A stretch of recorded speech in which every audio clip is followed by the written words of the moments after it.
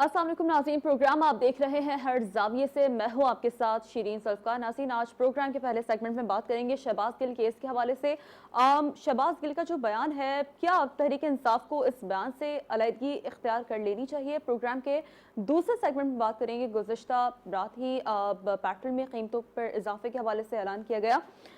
ये जो इजाफा है, काफ़ी इससे इत्तेहादी भी नाराज नजर आ रहे हैं। मुस्लिम लीग नून की नायब सदर मरियम नवाज, जिनकी जानिब से ट्वीट भी किया गया, कहा गया कि मैं इस फैसले की तरदीद करती हूँ, और उनकी जानिब से ये भी मेंशन किया गया कि नवाज शरीफ भी इस फैसले से काफ़ी ज़्यादा नाखुश हैं। तो अंदरूनी पार्टी काफ़ी एक शोर सा महसूस हो रहा है। क्या आप किसी सूरत इन फैसलों से शहबाज शरीफ पर कोई सियासी दबाव बढ़ सकता है? और प्रोग्राम के लास्ट सेगमेंट में बात करेंगे कि पंजाब हुकूमत, जिनका 25 मई वाक़े के जिम्मेदारों से सख्ती से निपटने का एक ऐलान सामने आ रहा है, तो पंजाब हुकूमत बामुकाबला वफाकी हुकूमत इस वक्त खड़ी हो चुकी है। सियासी महाज़ाराई कितनी बढ़ सकती है? इन तीनों सेगमेंट्स में प्रोग्राम में तफसीली तौर पर तज्ज़िया हासिल करने की कोशिश करेंगे। हमारे मौजूद पैनलिस्ट हमें ज्वाइन कर चुके हैं। शहजाद चौधरी साहब सीनियर तज्ज़ियाकार हैं, thanks for joining us sir. Sajjad Mir साहब सीनियर तज्ज़ियाकार हैं, welcome to the show. Zaigham Khan तज्ज़ियाकार हैं, आपसे बहुत शुक्रिया प्रोग्राम में वक्त निकालने के लिए। और डॉक्टर कमर चीमा साहब हैं, welcome to the show doctor साहब। तो सबसे पहले बात करेंगे शहजाद चौधरी साहब आपसे। सर, शहबाज गिल का एक जानिब जो बयान है, समझते हैं तहरीक इंसाफ को अब इस बयान से कुछ अलहदगी इख्तियार कर लेनी चाहिए? वो तो मेरा ख्याल है उन्होंने कर लिया है, क्योंकि वो इमरान खान ने अपनी तकरीर में भी कहा था कि हम इन्हें कोई ऐसी बात नहीं की जो कि उसके स्टांस को सेकंड करती हो शहबाज गिल के। और कल एक प्रोग्राम में बड़ा वाज़ेह तौर पे उन्होंने कहा, एक टीवी प्रोग्राम के अंदर, जिसके अंदर उन्होंने कहा कि ये वो मुकम्मल तौर पर उससे डिसएग्री करते हैं, और उन्होंने कहा कि वो कुछ एक दो लाइनें थी जो कि उनको नहीं कहनी चाहिए थी। देखिए, सेडिशन जो है ना, बगावत की जो एनकरेजमेंट है रैंक्स के अंदर, हमारी आर्म फोर्सेस के अंदर, ये आम तौर पे दुश्मन किया करते हैं। जो भी हमारा दुश्मन होगा, उसकी कोशिश होगी कि इसका जो इंटेग्रिटी है इस पूरे निज़ाम की, जो हमारे आर्म फोर्सेस के, उसको रप्चर किया जाए, उसको तोड़ दिया जाए, फाड़ दिया जाए। तो इसलिए वो इस तरह की बातें करेंगे और इस तरह की बातें फैलाएंगे, इस्तेमाल करेंगे फिफ्थ कॉलमिस्ट को और मुख्तलिफ लोगों को जो कि इस किस्म का काम कर सकते हैं उनके बेहाफ पे। हमारे यहाँ बदकिस्मती से ये एक तरीका बन गया है। कहाँ से शुरू करें? वहाँ से जहाँ पर ये कह दिया गया कि हम ईंट से ईंट बजा देंगे, या ये कह दिया गया कि democracy is the best challenge. किसके खिलाफ? किसको revenge? Democracy is the best revenge. किसके खिलाफ रिवेंज ले रहे हैं? किसके खिलाफ बदला है? रिवेंज तो दुश्मन से ली जाती है। तो डेमोक्रेसी का दुश्मन कौन है? किसको आप ललकार रहे हैं? यानी भले बड़ा खूबसूरत नारा लगता हो, democracy is the best revenge, लेकिन किसके खिलाफ? तो ये इसका जो इसकी बुनियाद है वहाँ से चली हुई है। आप आज कह रहे हैं कि जो नवाज़ शरीफ ने बोला, या जो मरियम नवाज़ शरीफ कहती रही हैं, वो तो असल में हम सिर्फ़ 1 या 2 किरदारों की बात करते थे। जब आप किरदारों की भी बात करते हैं, तो आप इदारों की बात करते हैं। वो जो किरदार हैं, वो भी अपनी अपनी हैसियत में एक इदारा है। तो मेरा ख़्याल है कि ये सब के सब ही इस हमाम में नंगे हैं। आइन और कानून वाज़ेह है, लेकिन चूँकि वो आइन और कानून सिर्फ़ अशराफिया के लिए बनाया गया है, सिर्फ़ अशराफिया के लिए, तो अशराफिया के लिए उसके अंदर बहुत ज़्यादा एस्केप्स भी हैं। अशराफिया एक दूसरे को माफ़ भी कर देती है, अदलिया भी है, उसमें इस्टेब्लिशमेंट भी है, उसके अंदर सियासी कुव्वतें भी हैं, ये सब अशराफी हैं। और ये एक दूसरे को माफ़ी तलाफ़ी करते रहते हैं एक दूसरे को, ताकि कोई ये ना नज़र आए कि किसी के साथ ज़्यादती हो रही है, कल जी, को मेरे साथ भी ज़्यादती नहीं होगी, अगर मैं उनको भी इस वक़्त थोड़ा-सा पहलू तय कर लूँगा। तो एब्सोल्युटली। ये हमारी बुनियाद है इस बीमारी की। ये बीमारी है, ये दुश्मन का काम है, ये ओके। हिंदुस्तान का काम है, जो कि ये लोग करते हैं।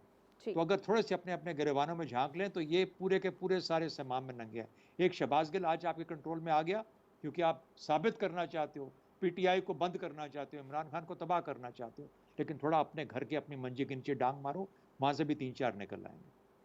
सही। सजाद मीर साहब, your point of view please. देखिए, बात ये है कि अम, अगर आप जो ये कह रहे हैं कि शहबाज गिल के बयान से उन्हें गर्दानी कर देनी चाहिए, उसको अपने आप को दूर कर लेना चाहिए, तो उसका मतलब ये है कि शहबाज गिल को अबैंडन कर देना चाहिए, और या ये मान लेना चाहिए कि शहबाज गिल ने ये कहा वो पार्टी पॉलिसी नहीं है। अभी तक ये कहने को तैयार नहीं है, पीटीआई ये कहने को तैयार नहीं है। इमरान खान ने भी बड़े जिसे कहते हैं बड़े दबे हुए लफ्जों में ये बात कही है कि कुछ बातें उन्होंने की हैं जो नहीं कहनी चाहिए थी, लेकिन वो छोड़ इसलिए नहीं सकते कि जो उनका बयानिया था वो पार्टी का बयानिया था, पार्टी चाहती थी। अच्छा, बहुत से लोगों ने फौज के खिलाफ गुफ्तगू की है, नाम लेकर गुफ्तगू की है, और अब अपलोड भी कर रहे हैं वो लोग, लेकिन किसी ने ये नहीं कहा कि रैंक्स एंड फाइल्स नाम लेकर कैप्टन कर्नल फलाना फलाना ये अपने सीनियर्स के खिलाफ एक तरह की बगावत कर दी और कह दिया अगर उनको ऐसा हुक्म दे जो मानने के काबिल ना हो तो वो उससे इनकार कर दे।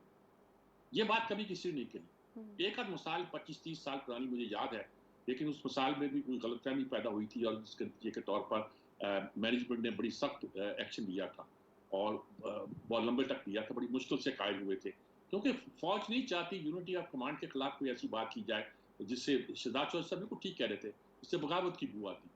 शहबाज गुल का जो बयान था वो ये था कि जो जूनियर ऑफिसर थे वो अपने सीनियर्स के अहकाम को मानने से इनकार करते। वो ये नहीं था कि फला बाजवा या फला जो है वो गलत है फला है, इस तरह के बयान तो आप कोट करते हैं, लेकिन वो तो उनका तहम्मुल है, वो तो बर्दाश्त है, तो वो बर्दाश्त कर रहे हैं। लेकिन ये कहना कि कैप्टन फलाने फलाने फलाने फलाने रैंक्स एंड फाइल के नाम लेके कहना कि ये अपने सीनियर की अगर कोई बात कहें तो उनसे पूछे ये मुल्क के खिलाफ है, ये रियासत के खिलाफ है, ये सियासत के खिलाफ है, जमहूरियत के खिलाफ है, तो ये तो आम खुली बगावत के मुतरादिफ है। और इससे दूर करना तो इसलिए जरूरी है कि अगर यही स्टांस रहा पीटीआई का तो ये बख्शी नहीं जाएगी, और अगर ये स्टांस बदलती है तो पॉपुलैरिटी कम होती है। बड़ी एक मखमस में फंसी हुई है और मखमस में वो जा रही है। इस वक्त उनके कुछ लोग अपने आप को डिस्टेंट भी कर रहे हैं, वेजलाई ने साफ कह दिया वो, लेकिन पीटीआई का नहीं है, वो साफ कह दिया कि ये हम इसका साथ नहीं दे सकते।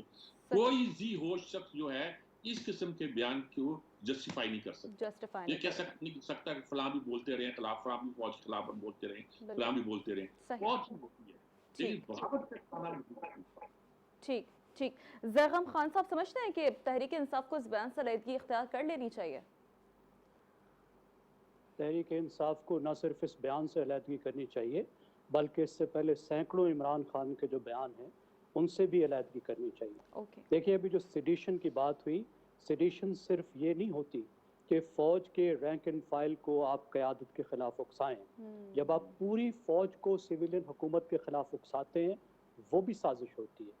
इमरान खान साहब हुकूमत से निकलने के बाद मुसलसल ये कह रहे हैं कि फ़ौज को न्यूट्रल नहीं रहना चाहिए बल्कि हुकूमत के ख़िलाफ़ उनका यानी अपोजिशन का की हिमायत करनी चाहिए। किस चीज़ की हिमायत करनी चाहिए? हुकूमत को गिराने के लिए। ये क्या चीज़ है कि सेडिशन नहीं तो क्या है? पाकिस्तान के आइन के 3 आर्टिकल्स हैं जिनकी खिलाफ वर्जी यहाँ हो रही है, आप पढ़ के देख लीजिए 243, 244, 245, जिसमें पाकिस्तानी अफवाज का किरदार वाजे किया गया है कि वो पाकिस्तान की फेडरल हुकूमत के अंदर हैं, उनका एक ओथ है, ओथ की उन्होंने पासदारी करनी है और फेडरल हुकूमत के जो अहकामात हैं, चाहे वो जंग के अहकामात हों या सिविलियन मामलात पे हों, उनको अदालत में भी चैलेंज नहीं किया जा सकता। और इमरान खान मुसलसल फ़ौज को उकसा रहे हैं कि वो हुकूमत को उल्टाएं और उनका साथ दें।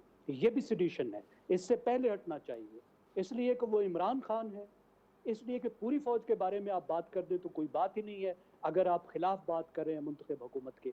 और फिर यहाँ पे तो हद होगी। और जो पहली बात, वही बात जो है, इससे पहले सिर्फ एक मिसाल है इमरान खान से पहले कि एयर मार्शल असगर खान ने 1977 में एक ख़त लिखा था फ़ौज को जिसमें उन्होंने ये कहा था कि वो भुट्टो हुकूमत का साथ ना दें, उसके आर्डर ना माने।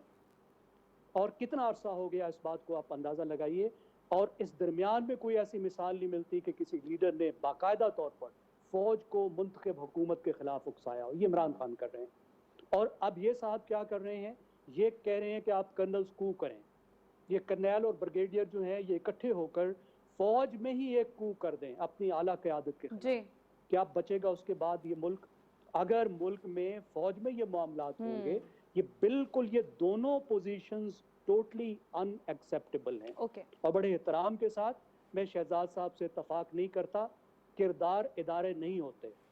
किरदार जब इदारों के लिए जो हदूद मुतय्यन किए गए हैं, जो आइन में और जो उनके अपने इदारे में जो हदूद लिखे गए हैं, जब उनको फलांगते हैं तो वो काबिल एहतराम नहीं रहते। उन पर बात हो सकती है। मैं इंस्टीट्यूशनल मिलिट्री की बात करता हूँ कि उनका एहतराम ज़रूरी है, लेकिन इस्टेब्लिशमेंट या फौज के अफसरान का गैर फौजी किरदार, उस पर बिल्कुल बात हो सकती है और बिल्कुल बात होगी। और democracy is the best revenge, और बेस्ट रिवेंज है ये अथॉरिटेरियनिज्म का, डिक्टेटरशिप के खिलाफ और डिक्टेटर्स के खिलाफ जो इस मुल्क को तबाह करते हैं। जी शहजाद साहब, आप भी कुछ कहना चाह रहे हैं शायद? जी जी जी जी जी जी जी जी जी बिल्कुल कहना चाहता हूँ। देखिए, बड़ी रिस्पेक्ट जगम साहब से पॉइंट ऑफ व्यू, लेकिन ओपिनियन है उनकी, मेरी ओपिनियन उससे मुख्तलिफ है। मैं समझता हूँ कि जो chief of air staff, chief of army staff, इन लोगों का जो दफ्तर है, इनका जो इंस्टीट्यूशन है, वो इदारा है, उतना ही बड़ा इदारा जितना इदारा होता है। जब आप इन चीज़ों को प्रेसिडेंट ऑफ पाकिस्तान है, प्राइम मिनिस्टर ऑफ पाकिस्तान है, चीफ जस्टिस ऑफ पाकिस्तान है, जो उनके ऑफिस हैं वो इदारे हैं, उनको इदारों की रिस्पेक्ट करनी पड़ती है। अगर आप उनकी रिस्पेक्ट नहीं करेंगे, यूनिटी ऑफ कमांड क्या है? अगर आप मेरे आर्मी चीफ की बुराई करेंगे तो मेरी पूरी फौज को बीमार कर रहे हैं, उसकी खराबी उसको कर रहे हैं।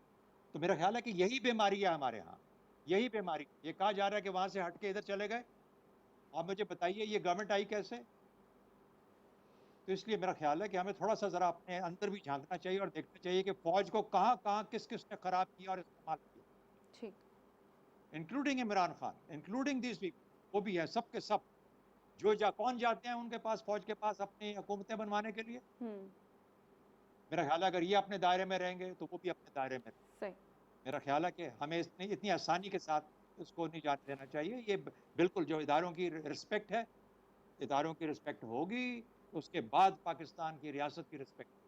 ये नहीं हो सकता कि आप अपने हदूद और अपनी तय कर लें, क्योंकि आप अशराफिया का हिस्सा हैं और उसके अंदर जिसका मर्जी आप पगड़ियाँ उछालते रहें, लेकिन इदारों को और रियासत को कमजोर कर। ठीक, ये मेरा ख्याल है। ठीक, डॉक्टर कमर शीमा साहब, your point of view please. आप समझते हैं कि तहरीक इंसाफ को शहबाज गिल के इस बयान से लाइफी इख्तियार कर लेनी चाहिए? देखिए, पहली बात तो यह है कि अपने आप को लहदा कर ही लिया। इससे पहले फवाद चौधरी ने भी हल्के फुल्के अंदाज में बात की, लेकिन उस तरह नहीं की। सो एक सारी बात है, ये जो गिल साहब ने कहा ये पीटीआई का बयानिया है, और इससे पहले JUIF, PMLN, पीपल्स पार्टी, सारे फौज के खिलाफ, एस्टैब्लिशमेंट के खिलाफ बातें करते रहे हैं। उन्होंने कहा हम भी करेंगे। इनको थोड़ा कॉन्फिडेंस बढ़ गया कि भाई, क्योंकि ये एक जो इस वक्त इस जो सो कॉल्ड ये रजीम चेंज की बात करते हैं कि हमारी हुकूमत के खिलाफ जो नो कॉन्फिडेंस आया, तो ये सारे जो लोग थे, इसमें फौज ने बड़ी मदद की, रिटायर्ड लोग इनके साथ खड़े हो गए, तो उन्होंने समझा शायद हमारी बड़ी जो है इंग्रेस है, हम ये काम भी करें।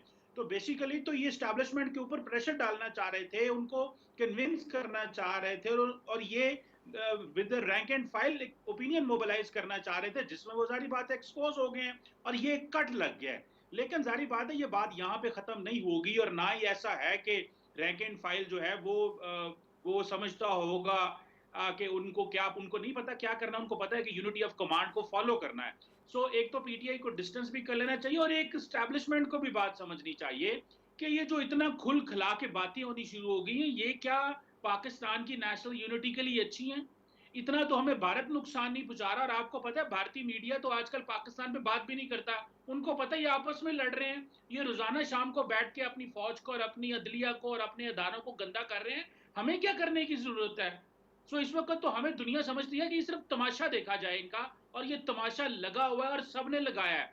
अब ये सब कुछ पहले बाकी लोग करते रहे, अब इमरान खान को भी मौका मिल गया, और जिस तरह ये इनको नाम लेके कभी मिस्टर एक्स कहेंगे, कभी न्यूट्रल कहेंगे, कभी कुछ और कहेंगे, कभी डायरेक्ट कहेंगे। सो मेरा ख्याल है कि ये बस पे सिर्फ ये बयान दे देना DGISPR की तरफ से कि हमारा सियासत, हम इससे बाहर हैं, मेरा नहीं ख्याल लोग इससे कन्विंस हो रहे हैं। कुछ और भी होना चाहिए ताकि ये बात होनी बंद हो। देखिए, आप शाम 7 बजे से लेकर रात 12 बजे तक जितनी एस्टैब्लिशमेंट की पाकिस्तान में बात होती है, ये हमारी यूनिटी हमारे अदारे के लिए अच्छा नहीं है। बिल्कुल, इतनी बड़ी जंग लड़के जीती है और हम कामयाब ठहरे हैं, फिर हम देखे पहाड़ों में कुछ लोग आ गए हैं। हमने बड़ी मुश्किल से ये यूनिटी देखी है, हमारी मुश्किल से ये जंग जीती और पाकिस्तान को नॉर्मल एक मुल्क बनाया, और पूरी दुनिया ने इसकी शाबाशी दी है। तो हम खुद लड़के तो अपने अदारों के खिलाफ सही, अंदरूनी खदशा बहुत जल्दी दूर करने की ज़रूरत है। यहाँ प्रोग्राम में वक्त लेने का कहा जा रहा है। ब्रेक के बाद जब दोबारा हाजिर होंगे दूसरे सेगमेंट की जाने पड़ेंगे। Stay with us.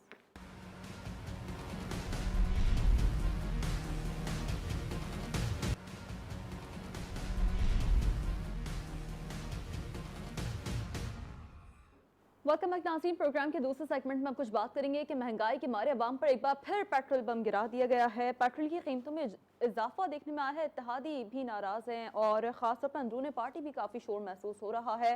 क्या शहबाज शरीफ पर सियासी दबाव बढ़ेगा? जी सजाद मीर साहब। क्या आप मुझसे पूछ रही हैं? जी जी सजाद मीर साहब।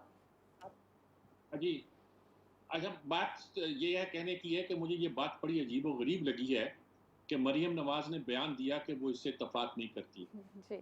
और साथ यही आया कि नवाज शरीफ भी ये समझते हैं कि वो मीटिंग से उठ के चले गए। एक तो बात ये है कि वो पार्टी के अंदर जिस कैपेसिटी में बैठे हैं वो बैठे हैं, वो लीडर हैं, कोई शक नहीं इसमें। वो क्राउड पुलर है, ठीक है, इसमें कोई शक नहीं है। लेकिन पार्टी की पॉलिसी तो पार्टी की हुकूमत की पॉलिसी तो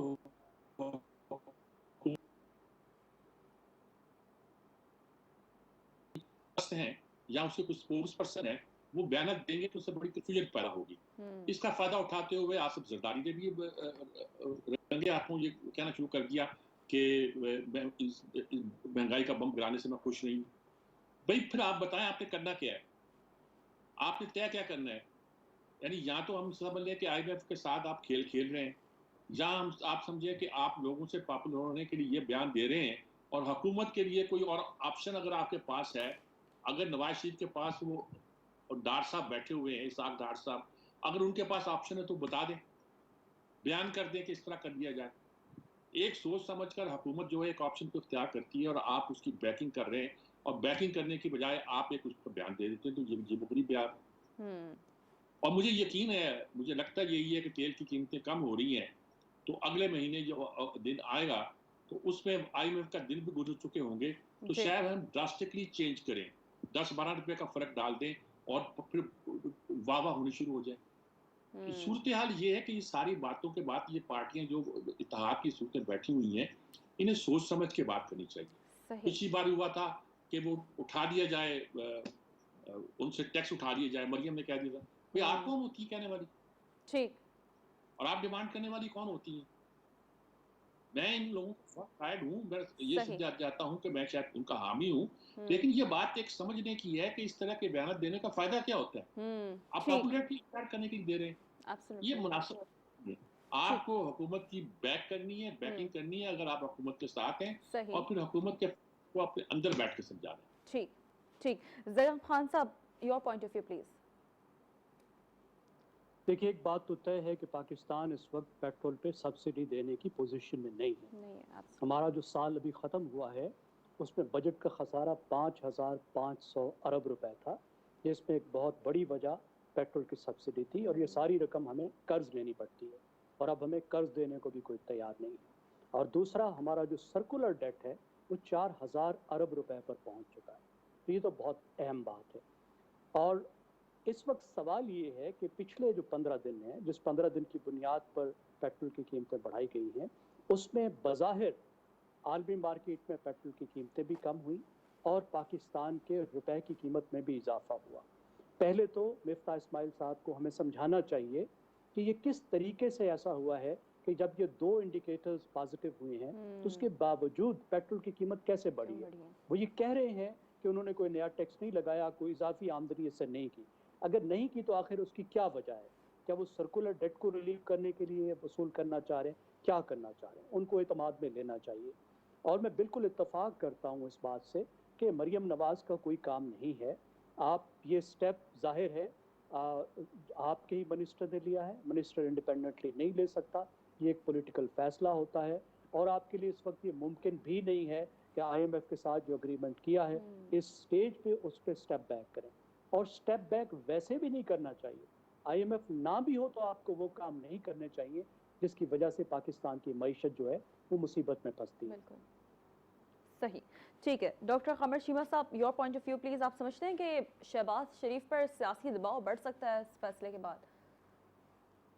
देखिए, शहबाज शरीफ पर तो ऑलरेडी सियासी दबाव भी है, और मुझे तो कभी कभी ऐसे लगता है कि उनके ऊपर ये जो बर्डन पड़ रहे हैं वो आखिर में मुजरम करार पाएंगे, और ये सारे जो है वो निकलना चाहते हैं। अब मरियम नवाज का ये स्टेटमेंट देने का क्या तुक बनता है? हर बंदा मजाक उड़ा रहा है, उन्हीं कहा कि मियाँ साहब छोड़ के इजलास चले गए, तो बाकी जो फैसले हैं वो उनका क्या बनेगा? तो ये तो कोई तरीका ना हुआ। ये गुड कॉप बैड कॉप की पॉलिटिक्स आप करने लगे और बताने लगे हैं कि मियां नवाज शरीफ जो है वो बड़े सियाने हैं। उनको देखते हुए जरदारी साहब का बयान भी आ गया आज, और उन्होंने कहा हम मुआशी टीम के ऊपर वजीर आजम से बात करेंगे कि वो क्या कर रही है। तो ये तो खुद ही, क्योंकि प्रेशर बहुत ज्यादा है इमरान खान का। इमरान खान ने इतने जितने बड़े जलसे किए हैं, वो जितने बड़े पॉपुलर लीडर हैं इस वक्त, और जिस तरह वो पूरे पाकिस्तान में क्राउड पुल कर रहे हैं, आगे वो 9 सीटों पे इलेक्शन लड़ रहे हैं, पीएमएलएन को नजर आ रहा है कि हमारे पास कोई ना तो कोई बयानिया है ना परफॉर्मेंस है, ये हमसे हो क्या गया। वो तो हर रोज ये सोच सोच के परेशान होते हैं कि हमसे गलती क्या हो गई, हमने ये 4-6 महीने में कर लिया है। सारी चीजें तो उल्ट हो गई। नुकसान तो पीएमएलएन का हुआ, पीपल्स पार्टी का भी कोई नुकसान नहीं हुआ। सो अभी वो तो परेशान है, और ये इससे नहीं होगा। फुल फ्रंट फोर फ्रंट पे आए, फोर फ्रंट पे आके खेलें, लोगों को बताएं कि क्या मसले मसाइल हैं, अपनी स्ट्रेटेजिक कम्युनिकेशन बढ़ाएं ताकि लोगों को पता चले क्या हो रहा है।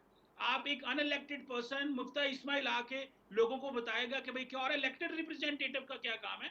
ये चीजें तो पार्लियामेंट में खड़े होकर प्राइम मिनिस्टर को लोगों को बतानी चाहिए, उन मिनिस्टर्स को आना चाहिए जो बड़ी बड़ी बातें करते हैं। और ये सिर्फ ये ट्वीट कर देना कि जी मियाँ साहब इजलास छोड़ कर चले गए, दिस इज नॉट इनफ। मियाँ साहब लंदन है, आप अनइलेक्टेड हैं, आपको सजाएं हुई हैं। हमें पार्लियामेंट में हमारे नुमाइंदे खड़े होकर पार्लियामेंट में बताएं कि ये कौन हो, क्या हो रहा है। हमारी इकोनॉमी ट्रबल में है, इंटरनेशनली प्रेशर है, बहुत कुछ है, सारी बातें ठीक है, लेकिन खुदारा हमें इत्मीनान में, अवाम को इत्मीनान में तो ले। इस मुश्किल से तो हम कितनी आगे दलदल में फंसते जा रहे हैं। लोगों को बताएं तो सही हकीकत क्या है। इस तरह बात कर देने से जान नहीं छूटेगी। ठीक है। शहजाद शरीफ साहब, जैसे ये बाकी मौजूद पैनलिस्ट भी यही कह रहे हैं कि ये तो एक कंसेंसस से ये फैसला हुआ होगा यकीनी तौर पर। इस पर मुस्लिम लीग नून की नायब सदर की जानिब से ये ट्वीट सामने आना, समझते हैं कि अंदरूनी पार्टी काफ़ी इससे शोर महसूस हो रहा है, सियासी दबाव बढ़ सकता है?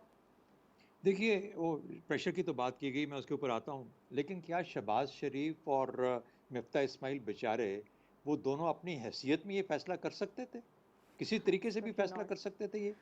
चाहे वो कैबिनेट थी, चाहे वो एक लार्जर जो भी पीडीएम का ग्रुप है या जो पीएमएलएन का ग्रुप है जो कि गवर्नमेंट चला रहा है।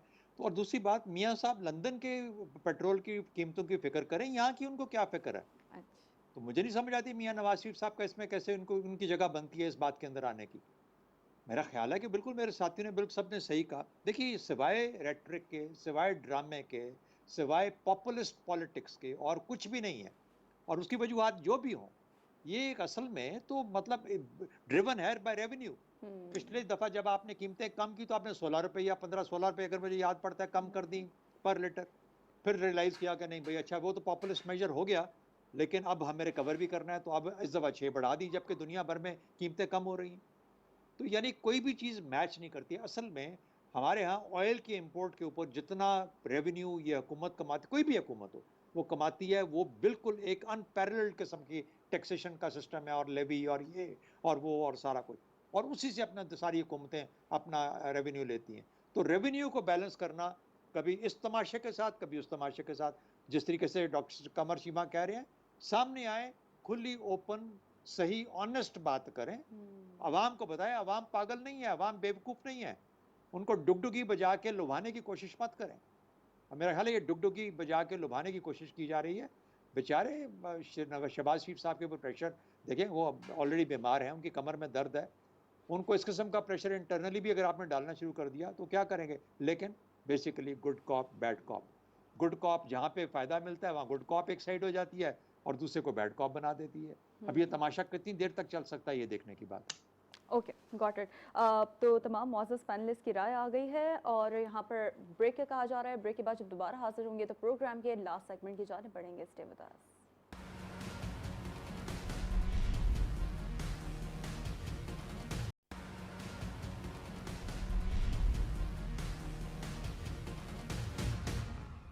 वेलकम बैक नाज़रीन। प्रोग्राम के लास्ट सेगमेंट में बात करेंगे। पंजाब हुकूमत 25 मई वाक़े के जिम्मेदारों से सख्ती से निपटने का ऐलान कर चुकी है। सियासी महाज़ाराई कितनी बढ़ सकती है, शहजाद चौधरी साहब?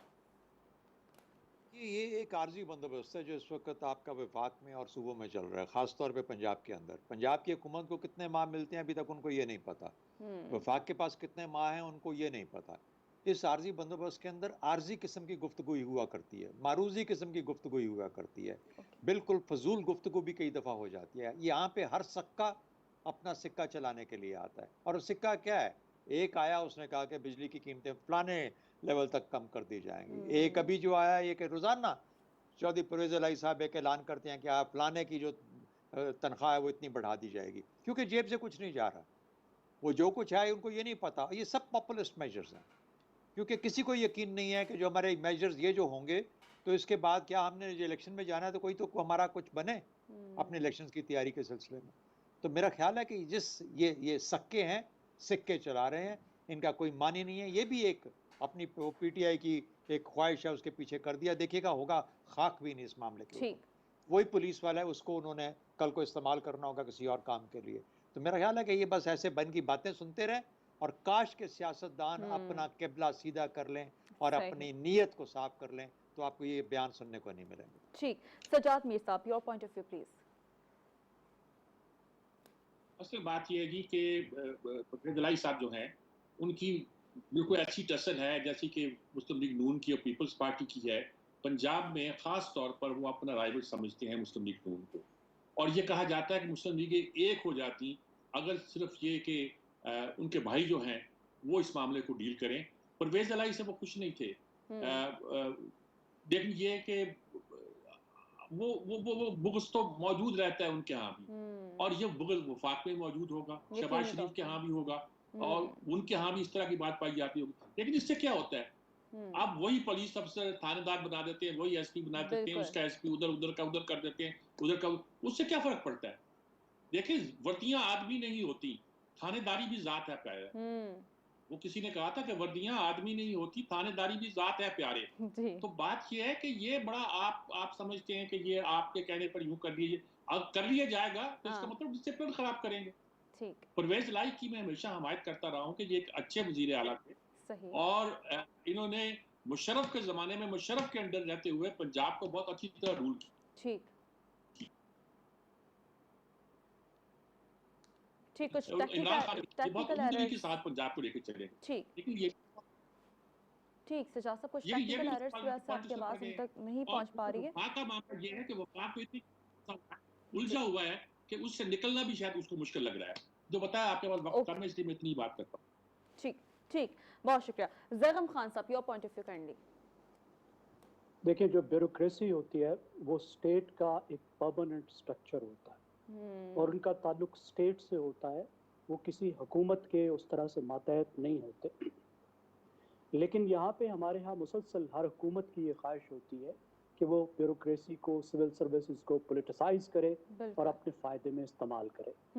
हमने इमरान खान साहब के दौर में भी देखा कि किस तरीके से नैब इस्तेमाल की गई, सिविल सर्विसेज के खिलाफ किस तरह उन पर दबाव डाला गया। उससे पीछे भी चले जाएं तो आपको नज़र आता है, और अब फिर नज़र आ रहा है कि इस वक्त जो है दोनों तरफ से, ख़ास तौर पर पंजाब में आपको नज़र आ रहा है कि सिविल सर्विसेज पर, ब्यूरोक्रेट्स पर ज़रा दबाव डाला जा रहा है, कुछ मिसालें कायम की जा रही हैं, और मकसद ये है कि जो मैनिपुलेशन करनी है उसमें ये सब लोग काम आए। ठीक, डॉक्टर कमर चीमा साहब, योर पॉइंट ऑफ व्यू। देखिए, सारी बात है कि जो परवेज इलाही साहब हैं वो पीटीआई को भी सर्व करना चाहते हैं, और वो ज्यादातर अपने आप को भी सर्व करना चाहते हैं, और उनके जो बेटे की पॉलिटिक्स है या वो जो अपनी सियासत कर रहे हैं वो उसी अंदाज में लेके चलेंगे जो पीटीआई को सूट करेगी। और वो वफाक, वो अपनी वो सियासी वो जो थे ना कि वो चौधरीज जो हैं वो बड़े जो रख रखाव वाले हैं, वो रख रखाव इस दफा वो कोशिश करेंगे कि इमरान खान को लगे कि वो उन पे ट्रस्ट कर सकते हैं। सो ये बड़े लॉन्ग टर्म गेम के साथ चौधरीज इनके साथ मिले हैं। सो मुझे लगता है कि ये इख्तिलाफ बढ़ेंगे, क्योंकि इमरान खान ने परवेज इलाही से सख्त काम लेने हैं, और आगे जाके आप देखिएगा कि इमरान खान के और चौधरीज के भी तकसीम पैदा होगी, और ये भी होगा कि इमरान खान की जो पीटीआई है वो ब्यूरोक्रेसी से नीचे काम करवा लेगी अगर चौधरीज जो है उन चीजों पे वो नहीं मानेंगे। सो इस वक्त इमरान खान का भी एक वो चाहते हैं कि अगर पंजाब में चौधरी आए हैं तो वो उनका वो रोल तो रहे कि ये ना हो कि परवेज इलाही अपनी मर्जी करते रहें, और जिस तरह वो ब्यूरोक्रेसी उछाड़ पिछाड़ कर रहे हैं, ऐसे लग रहे हैं कि एक जाती सूबा है उनका, उसमें किसी और का शायद कोई कंट्रोल नहीं। लेकिन बहरहाल इख्तिलाफात बढ़ सकते हैं। बहुत शुक्रिया। आज के तीनों सेगमेंट्स में हमारे मौजूद पैनलिस्ट अपनी आरा से हमें आगाह कर रहे थे, शहजाद चौधरी साहब, सजाद मीर साहब, ज़ैगम खान साहब और डॉक्टर कमर चीमा साहब। इसी के साथ ही आज के प्रोग्राम से फिलहाल इतना ही, इजाज़त दीजिए, अल्लाह हाफ़िज़।